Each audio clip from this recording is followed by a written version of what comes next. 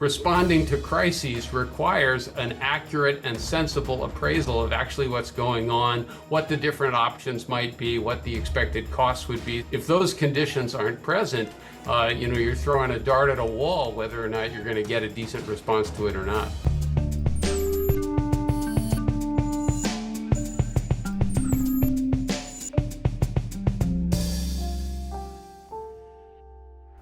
Hello and welcome to GZERO World. I'm Ian Bremmer, and today, it might feel like the world is one giant dumpster fire. We've got a pandemic, a hot war in Europe, an increasingly contentious US-China relationship. Add to that ever-worsening climate change, don't get me started on Washington. Heck, it's even hard to be nice to your neighbors these days. A Pew survey taken before the 2020 election found that 17% of Republicans, that's it, thought that Democrats had good ideas. 13% of Democrats felt the same about Republicans. But from crisis, there is opportunity. Opportunity to collaborate, to prepare, and to manage the problems we have today to diminish the risks we face tomorrow. And today I am joined by two heavy hitters, Harvard professor Steve Walt and New America CEO Anne-Marie Slaughter. And we'll be talking about the power of crisis. But first, it's no big secret that Vladimir Putin's war in Ukraine has not gone to plan, but he has achieved something nearly unimaginable. In March, members of the U.S. House of Representatives came together with a vote of 424 to 8 to suspend normal trade relations with Russia and its ally Belarus. That's right, Putin persuaded America's Democrats and Republicans to hate someone more than they already hate members of the opposite party, which in today's political climate is no small feat.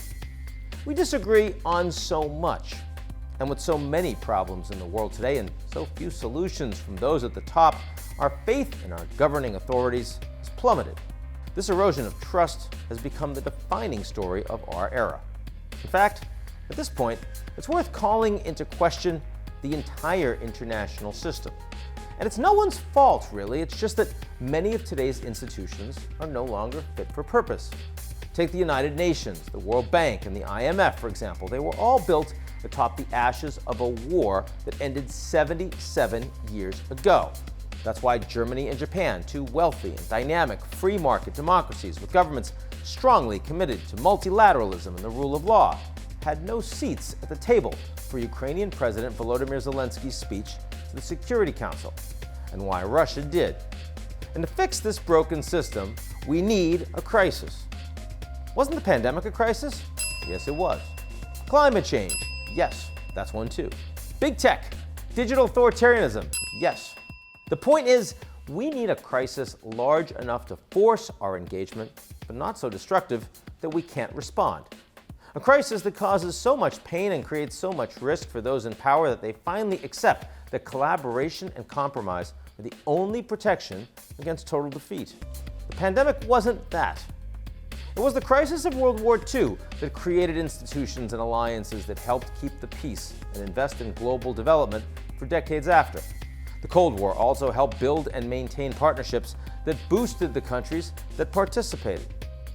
In my new book, The Power of Crisis, I look at 3 looming challenges in the days ahead and talk about what we should do about them. Whether it's a virus that's more deadly than COVID, an influx of refugees fleeing homes ravaged by climate change, or the dark side of disruptive technology, we are grossly unprepared for the world ahead of us.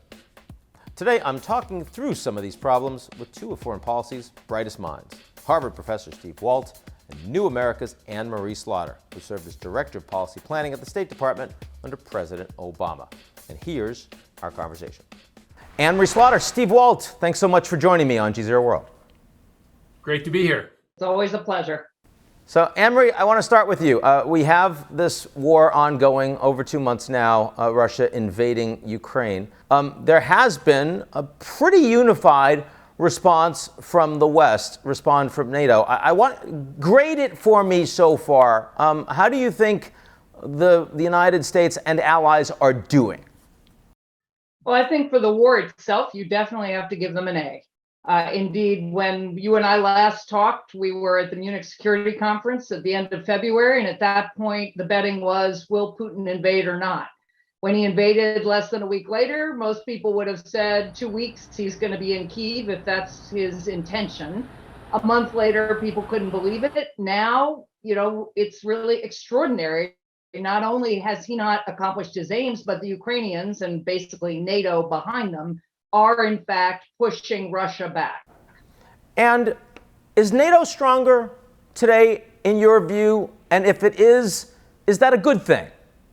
NATO is certainly stronger. In part, NATO has a mission. This was the mission that NATO was created for. So again, if we're thinking about NATO's ability to push back against Russia, to defend against Russia, it is stronger. The big hard questions are now. Finland and Sweden have said they want to join, and NATO is delighted. My question there is, okay, so how are you now going to say no to Ukraine? You can't say it borders Russia, so does Finland. Obviously, the Baltics do already. You could have said, well, it's weaker, it has a corrupt government, it isn't a stable rule of law society. How are you going to say that when you're spending tens of billions, an extraordinary amount of money, supporting that same Ukrainian government against Russia? And if you say yes to Ukraine, well, surely you have to say yes to Moldova and to Belarus and to Georgia, and then where are you? Yeah, well, so it's a measure of how significant this whole crisis is that it has actually brought Anne Marie and I together in ways that aren't necessarily typical. So a couple of things. I mean, I think I agree with her that in terms of the overall response that the West has made to this, it's been quite impressive. And I give the Biden administration high marks for the coordination they've been able to do. What people have missed is sort of both looking backwards and looking forwards. First of all, it's been far too facile for people to say, well, this whole event proves that the problem in Europe is Vladimir Putin, him alone, and we had nothing to do with this. That NATO enlargement was totally unrelated to any of this. The deterioration of Russian relations with the West over a 20-year period had nothing to do with this. It's all Putin's fault, etc. That's a very convenient explanation to throw out, and I think it's simply historically inaccurate. So we're starting to forget how we got into this tragedy. That doesn't justify what Russia has done at all, but it's something we shouldn't lose sight of as we try to look forward. The second thing that worries me, and I think Anne-Marie's put her finger on it, is people have not thought very much about the end game here. What does an appropriate political settlement look like? How far can you push a nuclear-armed power who's not doing well, whose ambitions are clearly being thwarted, that's going to lose power over time? But if our objective is to, drive Russia out of the ranks of the great powers, which is one way of interpreting some of the remarks that have been made by Western officials, then you have to wonder at what point do they start considering other options? How far do you push NATO forward, recognizing that that doesn't just involve sending javelins to other countries, that might involve sending American troops to other countries? So I think Anne-Marie was raising exactly the right question. Given how well Ukraine and others have done in responding to what was an unprovoked attack, you now have to start thinking about, well, what do you want to see as the end game here? How much can you ask for? And one final point, at what point do we recognize that our interests and Ukraine's interests may not be identical in every particular? Is it fair to say that at a minimum, the West should want to push the Russians out of the territory of another country that they've invaded? Is that a reasonable outcome? It's a reasonable outcome. The question is whether or not it's a realistic outcome, how much risk you're willing to run to do that, including the possible risk of the use of a nuclear weapon, which is an option Russia has, and one they've talked about, they've alluded to. Another lesson that you might draw from the Ukraine crisis is that Russia was not nearly the military threat people thought it was. Its ability to conquer other territory in the face of opposition is actually quite limited, and Russia is going to get progressively weaker weaker as a result of the war. The Western sanctions are going to have an effect. There's going to be a brain drain of talented young Russians who have the opportunity to leave. So in fact, the threat that Finland and Sweden are going to face going forward is probably going to be lower as well. So it's at least mildly puzzling that this is the moment that they suddenly wanted to abandon decades of a neutrality tradition. I get it why they're doing it. It's up to them to make up their own minds about this. But it, I think, does suggest that it's their sense of Russian intentions, the willingness to take risks, the willingness to use force, and not an appraisal of Russia's actual capabilities that is driving this. So this show is not just about Russia-Ukraine today. It's also about crisis and response to crisis. And, you know, it's kind of interesting that at the beginning of the pandemic, Fauci was a national hero and everyone concerned and coming together in the United States, massive economic plan. And in relatively short order, things get really politicized, and not just in the U.S., of course, but also around the world more divided on the back of the pandemic, not less. The United States more divided on the back of the pandemic, not less. What lessons didn't we learn as a consequence of COVID? How do we look at COVID and the pandemic differently through a lens of geopolitics and international relations than we are the Russia-Ukraine crisis that we see right now? Anne Marie, you want to start? I think one of the lessons we learned, and perhaps it was predictable, but a pandemic that is relatively slow rolling. This was not Ebola. This is a virus that has killed millions of people, but that at the same time, people could say for quite a long time, and even now in the United States, it's like an intense case of the flu. That doesn't provide that kind of crisis moment where people have to pull together, like the crash of 2008, you know, where Obama is able to get the world together in the G20, and by 2009 to say we have to do something right now, like the war in Ukraine, where there's an immediate issue and you have to respond in real time. This was too complex, hitting different countries in different ways. Every country, of course, responding in its own way. There is certainly more that could have been done had Trump been willing to get together with the Chinese and others and the WHO at the outset.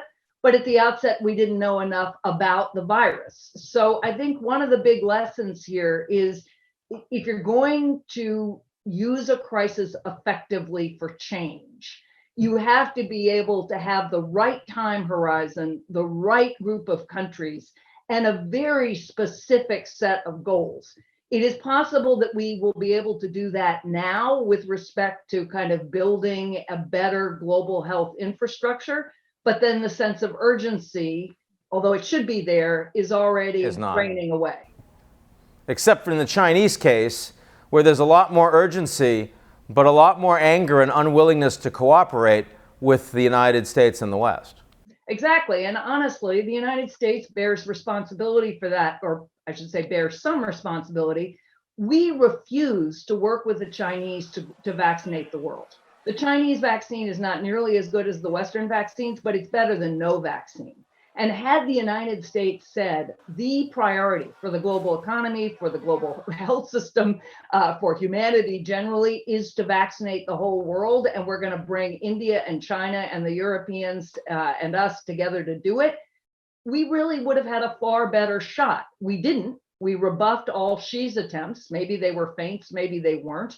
And China is now much less willing to cooperate with us. Steve, credible? I mean, of course, the Chinese were lying for the first several weeks about whether or not there even was such a thing as COVID, and lied to the WHO and their own people. Do you think there was really an opportunity for the West, for the Americans, to work with the Chinese in terms of global COVID response? Yeah, I think that, one of the unfortunate things is you had essentially a lot of the wrong leaders in a lot of the wrong places at exactly the wrong time. So I can easily imagine a different set of people in China, in the United States, in a number of other countries, coordinating a much more effective global response to this. What I find really surprising about COVID is that it's run counter, at least in some countries, to our normal expectation. Our normal expectation is that when a crisis hits, the authority of the estate goes up. Think of what happens in a war, right? The economies get mobilized, prices get controlled, people get drafted. And popularity goes up. And popularity goes up. Yeah. And you got some of that. You got some of that response everywhere. Governments trying to do more, trying to impose rules, limiting travel, things like that. But remarkably quickly, that began to dissipate. You began to see challenges to state authority, certainly in the United States, but also elsewhere in some other countries as well. And of course, that undermined the ability to respond to the pandemic as effectively as we could have.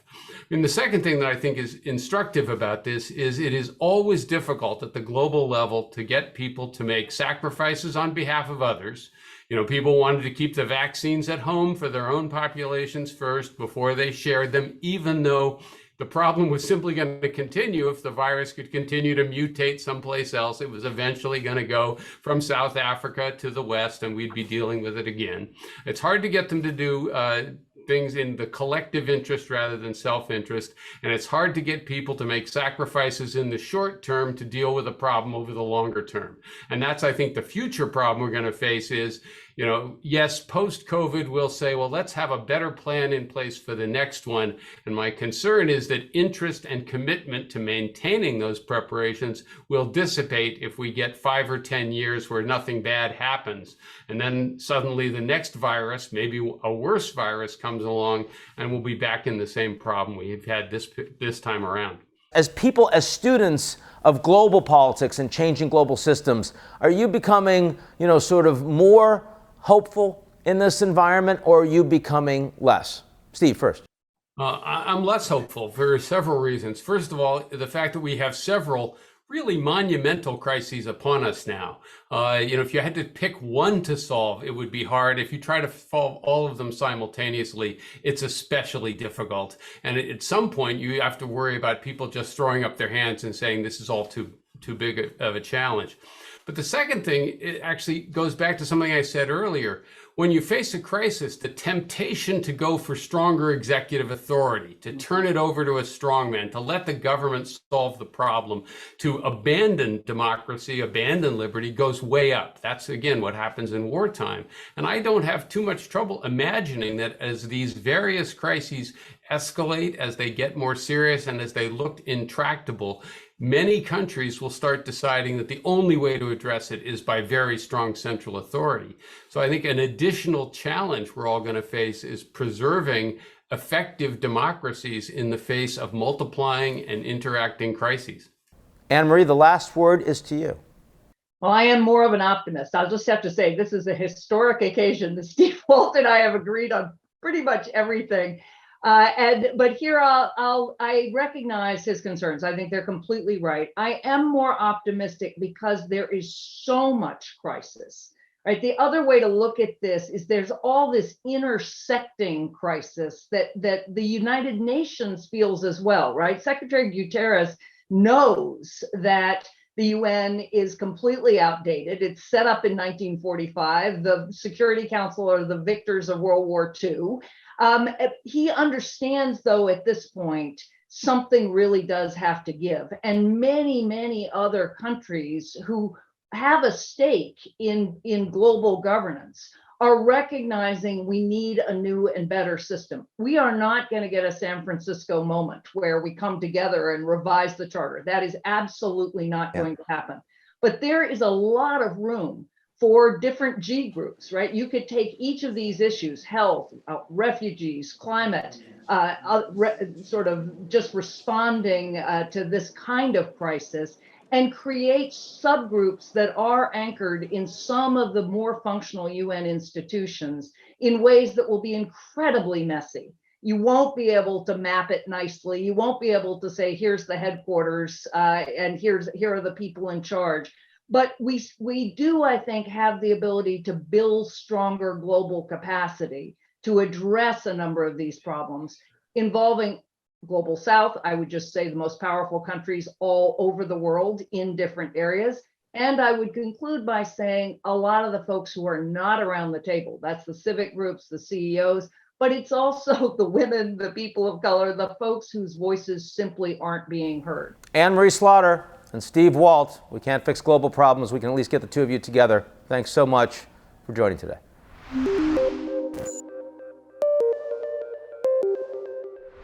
That's our show this week. Come back next week, and if you like what you see, you're hoping that more crisis is going to lead to more opportunity, and you just want to know what the next crisis is, why don't you check us out at gzeromedia.com.